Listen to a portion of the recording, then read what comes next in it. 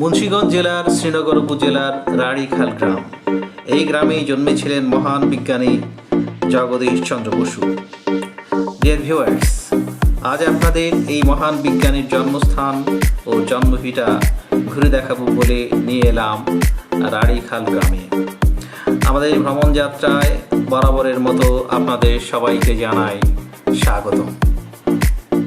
যাদের প্রয়োজন আছে বলে মনে করেন তারা আমি বলি বা না বলি নিজে থেকেই আপনি পুরোপুরি ভিডিওটি দেখবেন, কোনো সন্দেহ নেই। প্রথমে এই বিজ্ঞানীর সংক্ষিপ্ত পরিচিতি। বিজ্ঞানী জগদীশ চন্দ্র বসু জন্মগ্রহণ করেছিলেন 1858 খ্রিস্টাব্দের 30 নভেম্বর তারিখে। তার জন্মস্থান বিক্রমপুর তথা বর্তমান মুন্সিগঞ্জের শ্রীনগর উপজেলার রাড়িখাল গ্রামে। তিনি ছিলেন বহুমুখী বিজ্ঞান প্রতিভার অধিকারী। পদার্থবিজ্ঞান এবং উদ্ভিদ বিজ্ঞানে তার অবদান অসামান্য। 2004 সালে বিবিসির করা জরিপে তার নাম সর্বকালের সর্বশ্রেষ্ঠ বাঙালির তালিকায় 7ম স্থানে উঠে আসে। মাতা বামা সুন্দরী বোস, পিতা ভগবান চন্দ্র বোস ব্রিটিশ আমলের একজন ডেপুটি ম্যাজিস্ট্রেট এবং অ্যাসিস্ট্যান্ট কমিশনার অফ পুলিশ এবং ব্রাহ্ম সমাজের একজন গণ্যমান্য ব্যক্তি হওয়া সত্ত্বেও তিনি তার পুত্রকে বাল্যকালে ইংরেজি মাধ্যম স্কুলে না পাঠিয়ে বাংলা মাধ্যম স্কুলে প্রথম পাঠিয়েছিলেন বিদ্যা অর্জনের জন্য। জগদীশ চন্দ্র বসু বাবার মতো ইন্ডিয়ান সিভিল সার্ভিসে যোগ দিতে চেয়েছিলেন, কিন্তু তার বাবার ইচ্ছা ছিল তার ছেলে অন্যকে নয়, নিজেকে শাসন করবেন। স্যার জগদীশ চন্দ্র বসু ইনস্টিটিউট ও কলেজ, মূলত এটি স্কুল ও কলেজ হলেও এটি হচ্ছে তার জন্মভিটা। এই যে দেখছেন বাম দিকে এই সাদা বিল্ডিংটা, সাদা ভবনটা, যেখানে আবক্ষ মূর্তি রয়েছে স্যার জগদীশ চন্দ্র বসুর। এই মূর্তির পিছনের যে ভবনটি, এই ভবনটি ছিল তার জন্মভিটা। এখানেই তিনি, এই ভবনটিতেই তিনি জন্মগ্রহণ করেছিলেন। তার স্ত্রী অবলা বোস ছিলেন একজন নারীবাদী ও সমাজকর্মী।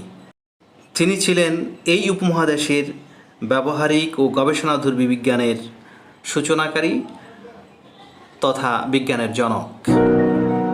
উদ্ভিদেরও যে প্রাণ আছে তা আবিষ্কার করেছিলেন বা প্রমাণ করেছিলেন এই মহান বিজ্ঞানী।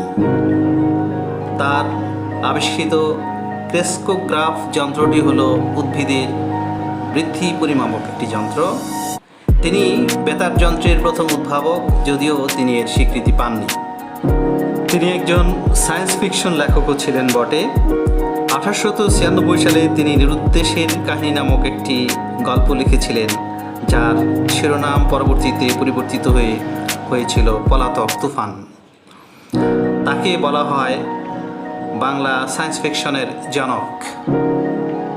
বন্ধের দিন ছিল বিধায় আমরা কলেজের কাউকে পাইনি, স্টাফকে পাইনি। তবে কলেজের পাশেই তার সম্মানে এই জগদীশ চন্দ্র বসু কমপ্লেক্সের তত্ত্বাবধানের দায়িত্বে থাকা ব্যক্তির সাথে কথা বলে আমরা কিছু তথ্য জেনে নিলাম। তার অংশবিশেষ আপনাদের সাথে শেয়ার করছি। এরপরে এই বাড়িটা আইছে স্বাধীনের পরপরই এই বাড়িটা স্কুলের আন্ডারে চলে আসছে। মানে অমৃকা সাহা দান করেছেন আর কি, স্বাধীনের পরপরতেই দান করে দিচ্ছে। আর এই বাড়িটা আপনার এক সময় আমাদের এখানে বিশিষ্টজন যারা ছিল, হুমায়ুন আজাদ সাহেব, তারপরে মায়ালাম স্যার, এরা এখানে বোর্ডিং বাড়ি হিসাবে এটা পরিচিত ছিল। ভাই হুমায়ুন আজাদ স্যারের বাড়িও তো রাড়িখালি কাছে, হ্যাঁ, এবং সম্ভবত এই বাড়ির থেকে বেশি দূরে না। ওনারা এই স্কুলেরই ছাত্র ছিলেন। 3-4 মিনিটের হাঁটার পথে, 5 মিনিটের সময়। আচ্ছা। আর এটা বোর্ডিং বাড়ি হিসাবে এক সময় পরিচিত ছিল। তারপর 2009 সাল থেকে কাজ ধরে 2011 সালে এটা উদ্বোধন করা হয়েছে। এটা স্যার জেসি বোস কমপ্লেক্স হিসাবে। আমি যতদূর জেনেছি যে আপনার অম্বিকা সাহা ছিলেন একজন জমিদার। হ্যাঁ, ব্যবসায়ী জমিদার ছিলেন। হ্যাঁ, ব্যবসায়ী জমিদার ছিলেন। পরবর্তীতে ওনারা স্বাধীনতার পরপরই কি চলে গেছেন? হ্যাঁ, এরা তো আগেই গেছে গে, তারপরে এদের ওয়ারিশ আসলো, আবার স্বাধীনের পরেই গেছে। এরা তো আগেই চলে গেছে, কিন্তু এর ওয়ারিশ ছিল একজন, ওই যে সূর্যবালা সাহা। ওনারা আবার স্বাধীনের পরে এই বাড়িটা নিয়ে মানে হয়ে আল্লাহ আরম্ভ হয়েছে, পরে স্কুলের নামে এই সম্পত্তিটা দান করে দিয়েছে। জগদীশ চন্দ্র বসুর আবিষ্কার ও উদ্ভাবন সম্পর্কে মূল্যায়নে আলবার্ট আইনস্টাইন বলেন, জগদীশ চন্দ্র বসু বিজ্ঞানের উন্নতির জন্য যতগুলো তত্ত্ব নির্মাণ করেছেন তার যে কোনো একটির জন্য স্মৃতিস্তম্ভ স্থাপন করা উচিত। 1927 সালে লন্ডনের ডেইলি এক্সপ্রেস লিখেছিল, জগদীশ চন্দ্র গ্যালিলিও এবং নিউটনের সমকক্ষ বিজ্ঞানী। জগদীশ চন্দ্র বসুর মৌলিক আবিষ্কারের বিশ্ব স্বীকৃতি হিসেবে প্রকৌশলীদের বিশ্ব সংগঠন institute of electrical and electronics engineers, সংক্ষেপে IEEE, 2012 সালের 15 সেপ্টেম্বর বিজ্ঞানাচার্য জগদীশ চন্দ্র বসুর নামে কলকাতায় তাঁর বিজ্ঞান সাধনার সূচনা স্থল প্রেসিডেন্সি কলেজ, বর্তমানে প্রেসিডেন্সি বিশ্ববিদ্যালয়ে মাইল ফলক বসিয়েছে।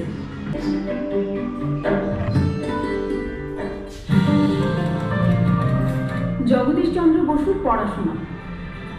জগদীশ চন্দ্র কলকাতা সেন্ট জেভিয়ার্স স্কুলে পড়াশোনা করে বিজ্ঞান শাখায় BA ডিগ্রি অর্জন করেন। 1881 সালে পাড়ি জমান ইংল্যান্ডে। বিজ্ঞানে পড়তে ভর্তি হন ক্যামব্রিজে।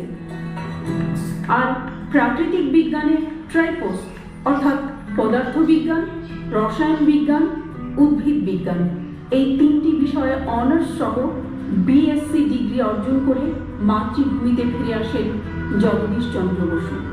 1901 সালে আটলান্টিকের এপার ওপার যোগাযোগে গুগলিয়েলমো মার্কনি আচার্য বসুর উদ্ভাবিত ডিটেক্টর ব্যবহার করেছিলেন। এক্ষেত্রে মার্কনি বসুর কোনো সম্মতি নেননি। জগদীশ চন্দ্র বসু তার সব উদ্ভাবনের কোনো প্যাটেন্ট করেননি, কারণ তিনি বাণিজ্যে আগ্রহী ছিলেন না, বরং প্রকৃতি বিজ্ঞানের কোনো আবিষ্কারকে প্রকৃতির মতোই সকল মানুষের সারা বিশ্বে সম্পন্ন করতেন তিনি। তারপরেও জগদীশ চন্দ্র বসুকে বাদ দিয়ে 1909 সালে বেতার যোগাযোগ উদ্ভাবনের জন্য ইতালির বিজ্ঞানী গুগলিয়েলমো মার্কনি এবং জার্মান বিজ্ঞানী কার্ল ব্রাউনকে যুগ্মভাবে পদার্থবিজ্ঞানে নোবেল পুরস্কার প্রদানকে বিতর্কিতই বলা হয়। জগদীশ চন্দ্রের চোখে জগতের সবকিছুই বলা হয়।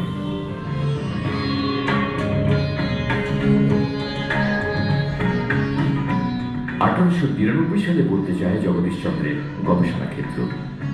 বিদ্যুৎ তরঙ্গের গ্রাফিক যন্ত্র নিয়ে গবেষণার পথ ধরেই তিনি পৌঁছে গেলেন বিজ্ঞানের উন্নত রাজ্যে, পদার্থবিজ্ঞান থেকে জীববিজ্ঞানে।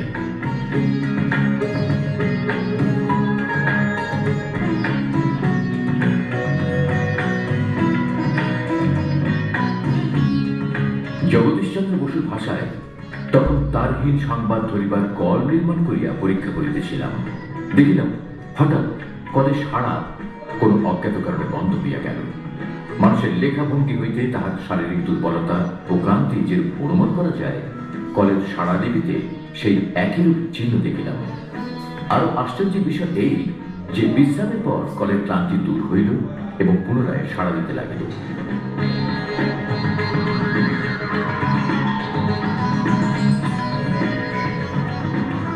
তবে কি জীবের সঙ্গে জড়ে কোনো নিগুড় সাদৃশ্য আছে? এই প্রশ্নের জবাব খুঁজতে গিয়ে পদার্থবিজ্ঞানী জগদীশ চন্দ্র বসু হয়ে গেলেন ঋষি বিজ্ঞানীতে, যার চোখে সমস্ত জগৎই প্রাণময়। দেখালেন বাহ্যিক উত্তেজনায় জীব যেমন সাড়া দেয়, উদ্ভিদ যেমন সাড়া দেয়, তেমনি জড় পদার্থ সাড়া দেয়।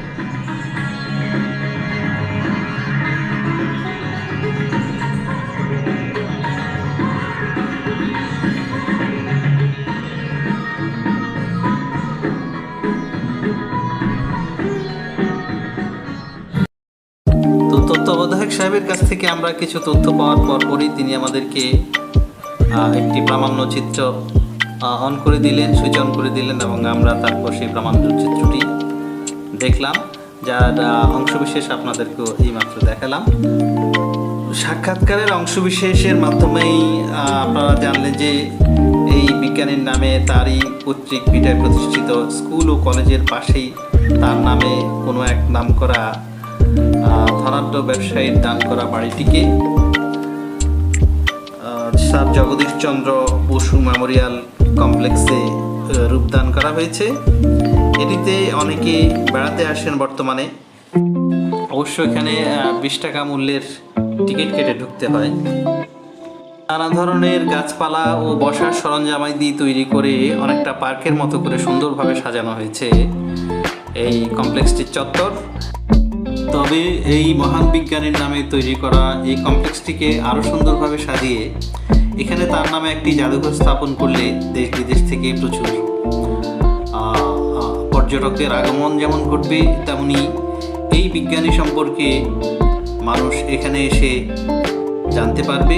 সর্বোপরি এটিকে একটি আকর্ষণীয় পর্যটন কেন্দ্রে রূপদান করার সব ধরনের সম্ভাবনা এখানে বিদ্যমান রয়েছে। তো বন্ধুরা, গুলিস্তানের গোলাপ শাহের বাজারের পরে গিয়ে শ্রীনগরের নানান বাস পাবেন। এই সমস্ত বাসে উঠে 3 দোকানের বাজারে নেমে যাবেন।